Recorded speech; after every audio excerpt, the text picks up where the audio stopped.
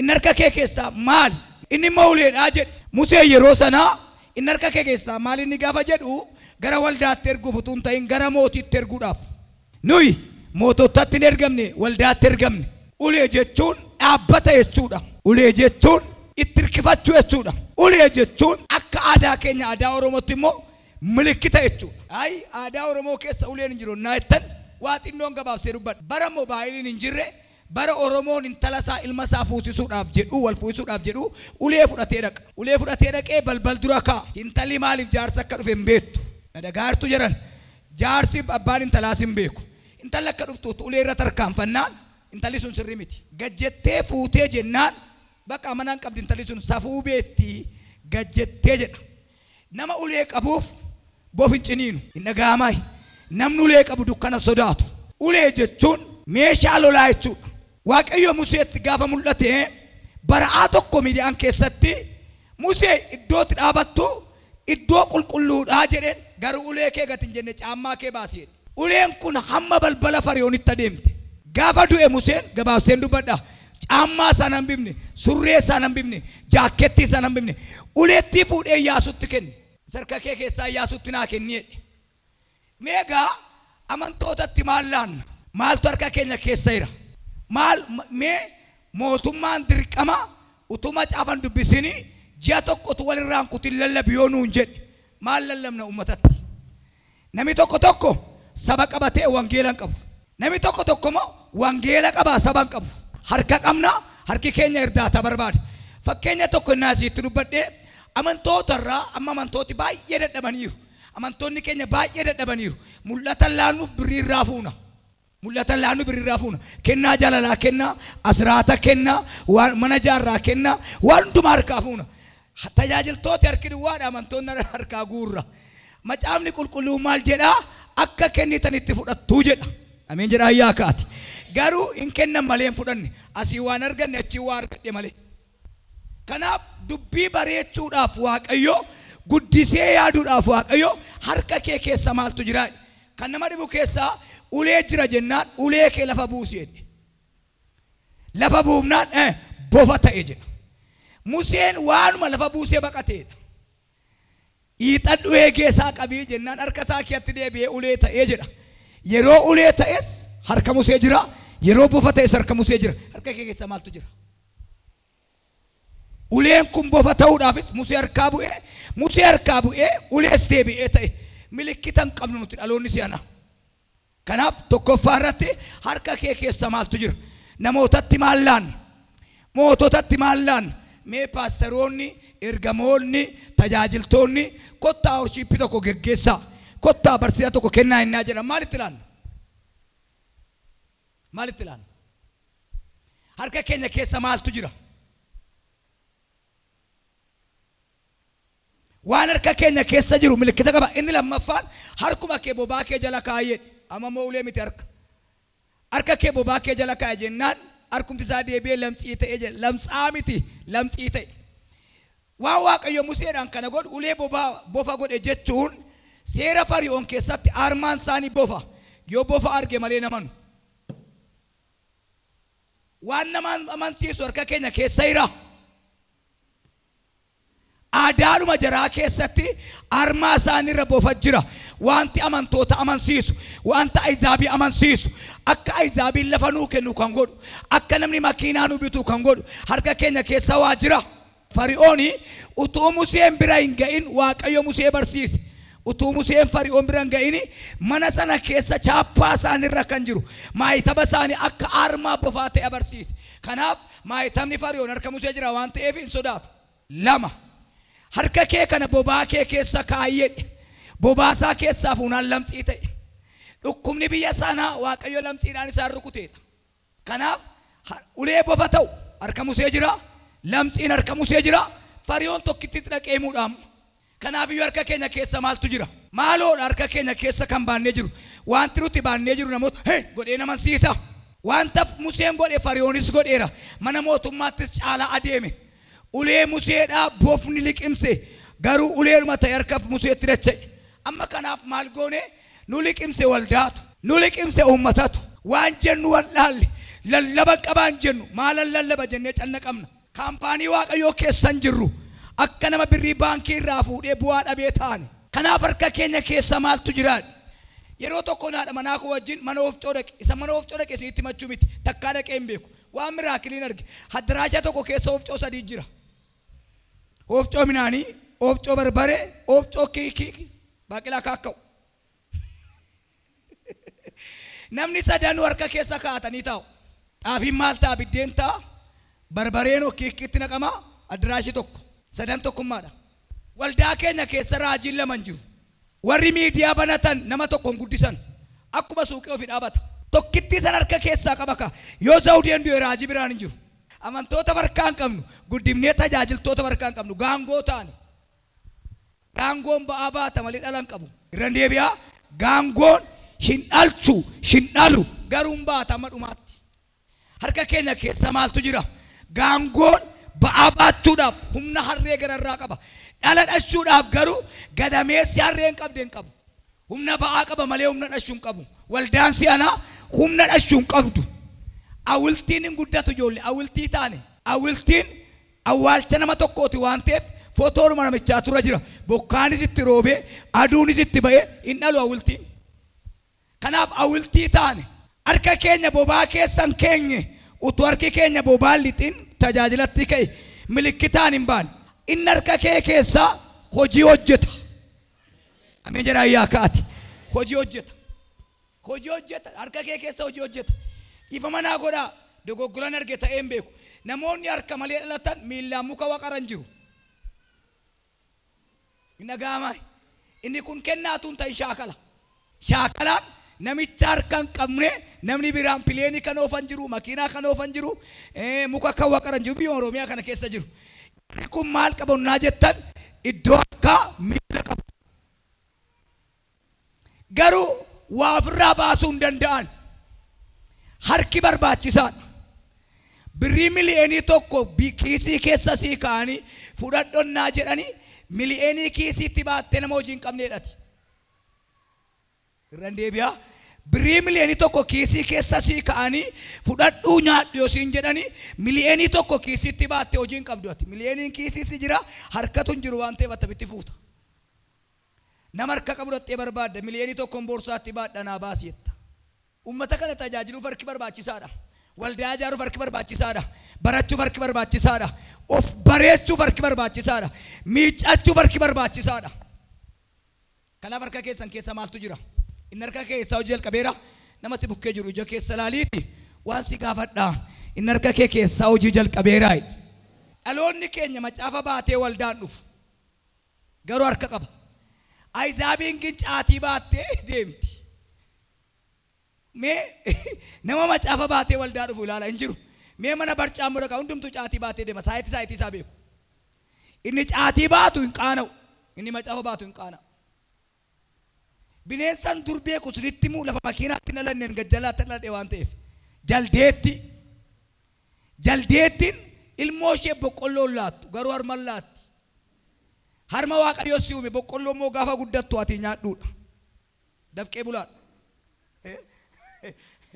mee nama cina kee jiruun dhuguma harka qabdaa sin taazzabu harki kee kun jedhiin maa ittaan jedhan dhuguma harka jedhiin sin taazzabu harki kee kun jedhi macaafa qulqulluu keessaa Phaawulostu gara warra Malaaxiyaa dhaqaa jira na dhibee naan kutaan sun jaalala ta'ee jibba ta'een beeku jarri kuni abidda qabsiisaniif boqonnaa 28 lakkoofsa 3 baasa hojii ergamoota abidda qabsiifnaan abidda keessaa mataa isaa ciniinten jedhu miila isaa ciniinten jedhu harraba isaa ciniinten jedhu harka isaa ciniine boofiyedhe ijoollee dibata boofajjeesu harka keenya keessa jira dibata walajjeesu malee dibata boofajjeese jedha boofatu harka Phaawulositti rarra'e jedha jarri maal jedhan namichi kun ammayyuu nama gumaati galaana keessaa ba'e maleessa ammayyuu hin baaneedhan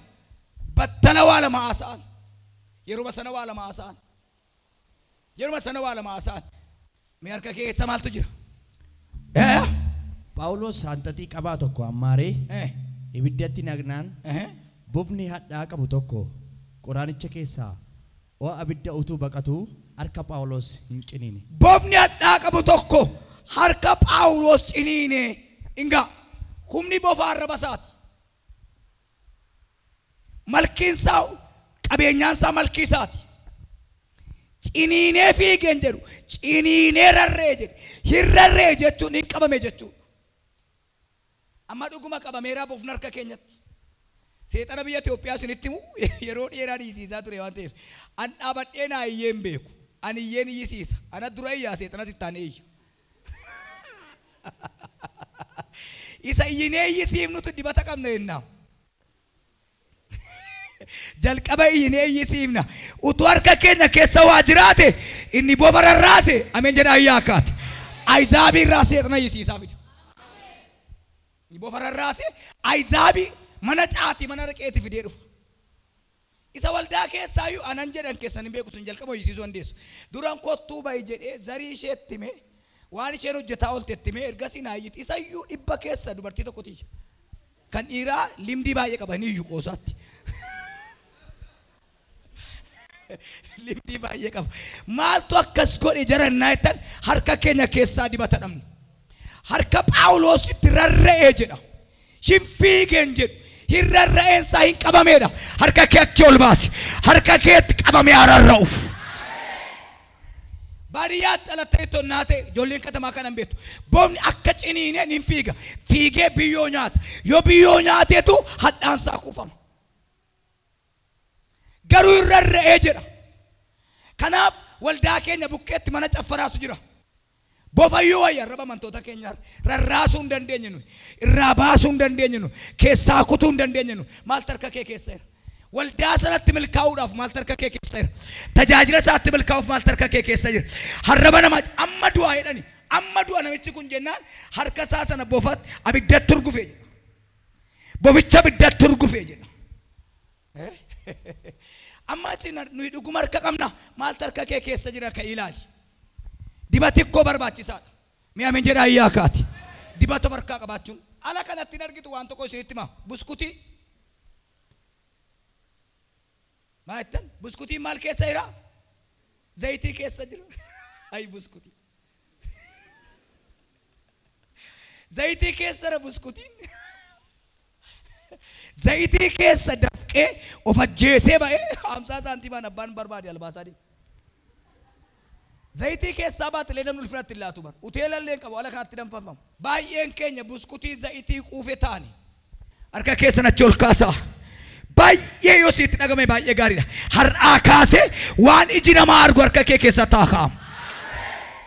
Injiru barbaannee arginu. Bofatu ciniinee jedhama. Bofi ciniinee marfee dhaqeen jedhu lafuma ciniineetti abiddatti urgufee jedha. Fakkeenya tokko sitti hima. Bishaan biyya kanaa baay'ee bareedaadha. Dubartii ulfaarraa baasaa jedhanii nama Waaqayyooti. Hinnaan akkeedhe soogidda fidaa dheetu waan dagaa tokko haasa'e waciitii aaraa jedhe. Amma soogiddi wangeelli jira waciitii aaraa badde malee. Wangeelli kunootti waciitii aaraa dhabe malee waldaa waciitii aaraa hin qabdu. Akkasitti waldaan kiristaanaa mana kiraayii taati. Yesuus Kiristoos namoonni gaaffii gaafannaan isin gatii dhiiga kootiitii jedhe. Kanaafiyyuu kan kooti jechuu barbaadeera. Manni kiraayin girgiddaa isaa qalamii dibda malee girgiddaa diiguu hin dandeessu. Mana kiraayii gin mashataa beetiin hin gala, caatii beetiin hin gala, abbuma argee gala. An keessaa manaa sitti galta. Mana keetti garuu namni biraan galuu hin danda'u. Isin gatii dhiigaati. Dhiigaan isin bite kiraayii miti jedhe. Nuyi warri bitamne maal of harkaa qabna? Yesuus Kiristoos irratti Luqaas boqonnaa 24 lakkoofsa 39 baasa. Namni Yesuusin arguu barbaadu duutee du'aa kaate uffee haleluuyaan jenni. Mee nutti agarsiisi iddoo waraanamteedhanii. Mee adaraa Waaqayyoo baasa. Yesuus iyyuu inni ilma Waaqayyoo ta'e harka isaatti agarsiisi. Amma harki maal qaba jira? Baay'ee itti yaada. Galaati 24:39 Luqaasiin. Maaloodha harka keenya keessa kan jiru. Yoo namni gaaffii nu gaafate maaloodha? Argatteetta? Dubbis dhaggeeffadhaa. Harka koof miilla koo ilaalaa. Harka koof miilla koo ilaalaa. Ana mataa kooti yoo. Ana mataa kooti bakka. harka koo miila koo ilaala ana mataa kooti. Tajaajilaa Yesuusin caalu moo gubaa'ee kana keessa jiraare? Tajaajilaa Yesuusin caalu moo addunyaarra jiraare? Nu isa caafamee lallabne innoo caafuuf jedhee fannifame. Nu isa caafamee lallabaa jirra innoo caafuudhaaf jedhee fannifame. Macaafa kana kan caafe qalamii namaa miti dhiiga Yesuus. Caafee nutti kenne dhiigaan. Ameen. Kanaaf maaltu harka kee keessa attamitti beenna jennaan mee ilaalaa harka koo miila koo. Harka miilatti agarsiise. Innoo ana Yesuusidha namni fannifame. Waldaan hin fannifamne waldaan hin jirtu fannifamee waldaa dhashe fannifamee tajaajilaa dhashe fannifamee zawudee dhashe fannifamee laga sanaan waame. Ameen jedhaa yaa kaati. Harka gabaree bare harka qonnaa qotu harka muka gaaguraa yaaban keessan hin beeku fannifamee harka ministeerotaa godhe. Harka saalaalaa yoo deemne malee dookimentiin keenya sirrii miti. Harka saalaalaa yoo deemne malee ga'umsa keenya malee ga'umsi keenya sirrii miti. Maaltu harka kee keessa jira? Ilaalaa harka koo Yesuus. Innoo anaam jedhe maal waan qallaaliin hojjedhe amane maaliin hojjettu dandeessanii anumatu waraanamee dhufee harka kunootti harki koo kanaa jedhe. Harki koo kanaa jedhe. Haleluuyaa. Ergaa sii qaba. Harka kee keessa jira taanaan isa sin godhu karaa biraa hojjetta. Harka kee achi ol kaasi. Harka koo keessa waanaaf kaa'e jedhaa yaati. Hamma galaana diimaa ceesisutti Museen harka isaatiin miraakilii gochaa ture. Hanga galaana diimaa ceesisutti. Egaa Museen harka dibameedha. Yesuus harka fannifameedha. Harka dibameen galaana ce'ani. Harka fannifameen immoo cubbuu ceenee jireenyatti galle. Lachuusaa qabaachuun barbaachisaadha. Ittiin galaana ce'uun ittiin dukkana ce'uun. Garuu maaltu jira harka keenya keessa? Amma nama tokko akkaataa isaa wallaalta akkaataa hojiinsaa baay'ee miraakilii dinqii waan inni waldaa keessatti godhu waan akkasii lafarra hin jiru jetta. Garuu waan inni baatu san hojjete balleessa. Hoyyaa keessan adii kanatti dhiiga xinnoo tokko dibaa hoyichi baay'ee bareeda namni bareedina hoyichaan argu maasheen dhiigni sun jedha. Namatti hoyyaa adiin mul'atu dhiigatutti mul'ata. Waan keenya balleessuudha. Namicha tokkotu suuqii qaba suuqii guddaa qaba bizineesii hin danda'u nama bizineesii beekutti gurgure. Boru waan taatu hin beeku jedheetu qofoo wayii hambise. Qofoo wayii. Ishee kanatti baarmexaa koon kaadhaa. Waan on barbaadu kaadhaa wilii keessan gashinaalee bismaara tokkotti hambifate. Namitti hojii beektu meeshaa dirgim gooteetti natte. Gaafa namni itti baay'atu inni mana gurgure hinaaf hin qanna'e. Camman siyaaree miti jedhee foon biteetti dire. Nagaama. Fuudhi jechuufi kan saati. Wilii keessan jirtu. Enna hundumtuu guyyaa shan bullaaf ho'ina jooftimniire suuqii keessa beela attamitti bitadhaan. Bismaara qofoo tokkittiin meeshaa hundumaa ajeesse. Bismaara qofoo tokkittiidhaan meeshaa hundumaa ajeesse. Harki keenya urgaas hin fida ajaa'as hin fida. Wilii nuti harka keenya wajjin qabnu maali? Harki keenya maal gochaa jira? Gabaa kana keessa nama ati harka isaa hidhu nama maraates harka isaa hidhu maal miila isaa hidhani? Maaliif harka hidhan harka fuudhee garuu kan fuudhee harka miti mataadha. Kan hidhame garuu harka isaati. Inni maraates harkaan nama jeessa harkaan mana gubare nuu hin maraanne hinanne harki keenya maaliif hidhame? Harka keenya keessa maaltu jira? Waa harkaa qabaachuun barbaachisaa. Namni baay'een beekumsa mataatti qaba garuu harki isaa duwwaadha. Amma tu barattoota keenya gaafanne waan baay'ee himnam. Injineerii baratee buskut faabirikaadha hojjeta. Kan inni barate injineeriidha. Kan inni hojjetu buskut faabirikaadha. Waan tamaaree harkaan qabu. Mataasaa keessa buskutiin hin jiru bara injineeriidha. Faarmaasistiitu ndaaqoo guddisaa jira. Waa'ee faarmaasii barate garuu ndaaqoo guddisaa. Faarmaasii keessa ndaaqoon jirtiin beekuun. Sammuusaa keessatti dokteeriidha. Garuu kan inni hojjetu wannoo tokko eegaa jira. Maasheen gaardii hoteela tokko ta'aa jira. Faarmaasiidha dokteeriidha bar garuu hoteela xabbaaqii ta'e. Harka kee achi ol kaasi. Waaqayyo har'aa kaasee harka kee siif haa dhufu. Waa'ee harka keenyaa kana baay'ee qaanofnee beeka baay'ee salphanne. Isayyuu waliin utumnu waliin qabnu waliin dhaamnu waliin jijjiirru. Kottaa harka keenyaa wajjin haasofna. Kottu maal qabdadhaa gaafadhaa harka keessan galkan jilbeenfadhaati maaltu sirka jiraayidhaani gaaffii gaafadhaa. Harka keenya keessa waayyuu hin jiru. Harka keenya keessa waan jiru waan ta'eef komee baana. Isa dhumaa Daawitii Gooliyaadii wajjin wal arge. Gooliyaadii wajjin wal argee ati billaa kee fi bu'ee bokkeetiin natti dhuftaa hidheen na waan nama dhibu keessaa ani garuu maqaa Waaqayyoo Waaqa jiraataan sittan dhufa jedhee harka isaa fuudhee korojoo isaa keessa kaa'edha. Harka isaa keessa korojoo isaa keessa kaa'ee dhagaa tokko keessaa fudhate. Dhagaan kun kan keenyaas miti kan warra waldaas miti dhagaan dhagaadhuma. Mucaa harka keessaa waaqa malee dhagaan namicha najjeessu. Namichi nama dhagaadhaan du'u miti. Harka Daawit ajjeese malee. Nama dhagaan du'u miti beekaa. Sababa harka keenya keessa waan jirreef polotikaan keenya sin jijjiiramne, lolli keenya sin jijjiiramne, tajaajilli keenya sin jijjiiramne. Isayyuu obbolaansaa namni torba booddee dhaabatanii ilaalu meeshaa hoon qabu maal qaba jedhan. Isayyuu Saa'ol maal jedhee kaabbaa elliba sedheen hoyyaa koo uffadhu dhaqeedheen hoyyaan kee Gooliyaadiin ajjeesu harka koo keessa jiradhe. Ameen jedhaa ayyaa kaati. Dhannee ilaallu amma dhannee ilaallu kutaa sana isa dhumaati dhannee ilaallu. Saamu'eel isaa boqonnaa 17 lakkoofsa 45 isin manatti dubbifadhaa. 48 kaasaati ilaala. Gooliyaad dhumisaa 6-7 taakkuudha. Daawit itikeedha. Meeshaa qabattee dhufta jedheen simbeek akkati billaa baattu simbeek akkati xoorii baattu dheetu Waaqayyo garuu harka keenya keessa si buusaa dheetu rukutin. Utuu rukutin waa'ee harka isaanii lallaba. Harka keenya keessa si buusaa inni gaddallaadhaa garuu harka isaa fuudhee korojoo isaa keessa kaa'ee jira. Korojoo isaa keessa dhagaa baafate.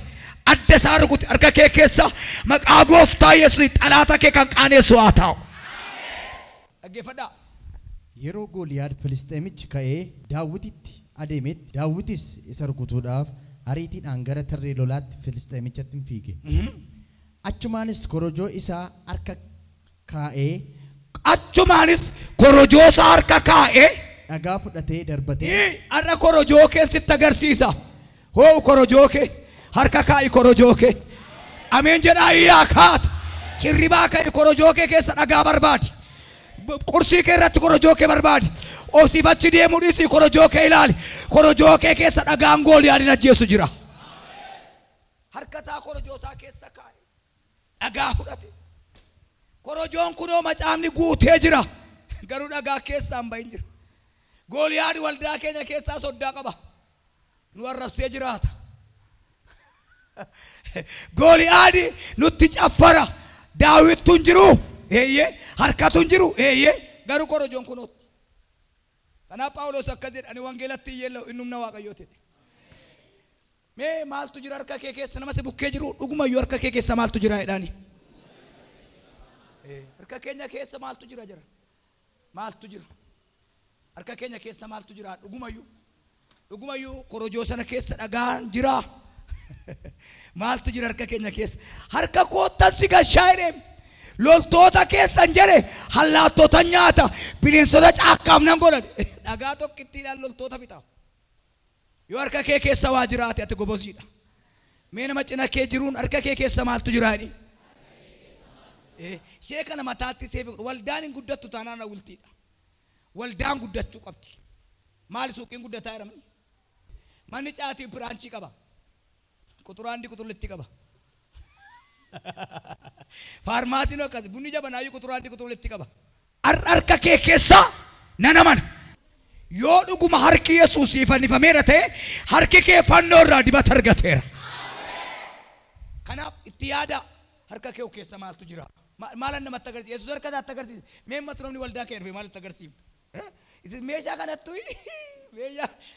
annani yeroo tokko amantootaan waldaa keenya ta'aa jennaan iddoo awwaalaa qabdu jette. Mataa isaanii keessa awwaalaa jiraam. Dhuguma iddoon awwaalaa sun adagaadhaam. Maal gaafa Yihuudaan gurgure kaasheriin immoo birrii irraa fuudhanii iddoo awwaalaatti hin bitaniim. Utuu birrii Yesuus Kiristoos ittiin gurgure makiinaa bitete yoo ta'e ilaa hundumtu makiinaa oofa. Iddoo awwaalaatti minna iddoo amma biyya Itoophiyaatti huddin iddoo awwaalaati. Iddoon awwaalaa musliimaa gara biraa iddoon awwaalaa warra sanaan keenyas addatti. Adda nuu kenne mangisti. Mataa namaa keessa awwaalaa jira. Waldaa keessa illee ta'uu barbaandeetu iddoo awwaalaa qabdu. Mee namni gaafa du'e achitti na awwaalaa jiru lafarra jira. Harka keenya duwwaadhaa awwaalaa baanee. Iddoon awwaalaa sun birrii Yesuusiin bitamte waan ta'eef adagaadha. Silaa waa'ee Yihudaa malee warra du'a awwaalaa miti namni hin dubbatu. Namitti sanatti farade. Maaltu jira harka keenya keessa? Maayettan. Hiikaasaa nama haatee ilaalaa harkuma hidhu. Nama maraatees harkuma hidhu. Hinanne maraanne harki keenya hidhaa jiru. Waan harkatti baannu beekuu barbaachisaadha. Harka keenya keessa maaltu jira? Mul'atu jira. Harka keessa achi ol kaasaa. Yoon nama Waaqayyoo ta'e dhugumaan sobee dubbadha baradhee qaddee dubbadha yoo ta'e sirri miti. Dhuguma Waaqayyoo irraan dubbadhe naa ta'e har'aa kaasee waldaa kiristaanaa kan ijaaru harka kee keessaa ta'u. Nama nan siinan jedhe sirrattan labsee sirratti baase harka baatte harka namaan kajeelin. Harka baatte harka riyaa kee hin galin. Harka kee mana hidhaati hiikeera. Olka hin kadhan. Bayyesuusim jedha ofirraa cira. Waraana. Isa harka koo qabe. Harka koo kan qabde, jireenya koo kan qabde, mana koo kan qabde, gaa'ela koo kan qabde, utuun harka nama qabu harka namaa kan na qajeelchifte magaaloo radaas yaala diyaas mee ifadha Bayyesuusim jedha ifadha. Ofirraati. Maaltu harka koo qabe? Harka kee kan qabe maali? Harka fawusiidhaaf dibame, harka naaf diriirsu, harka du'aa kaasu, harka maraatu baay'isu, siifaa kennu Waaqayyoo. Ammayyuu ameen hin jenne. Afura keessan keessa ta'a. Harki keen jijjiirama, lafatti dhaabattuun jijjiirama. Taaksii ati keessa galtu milikkita qaba. Mandaratti itti galtu milikkita qaba. Harka kee achi ol baasi. Ofirra naanna'iitii jijjiirameen baay'inime. Jera. Sirratti lafaan dheeraa jijjiirami ka. Harki kee jijjiiramu. Eebbaan tuqamaa. Ammayyuu kadhanna. An harka namaa baay'een arga. Harka gogaa. Harka tuunamina baariin abaarame. Harka eebba dhabe.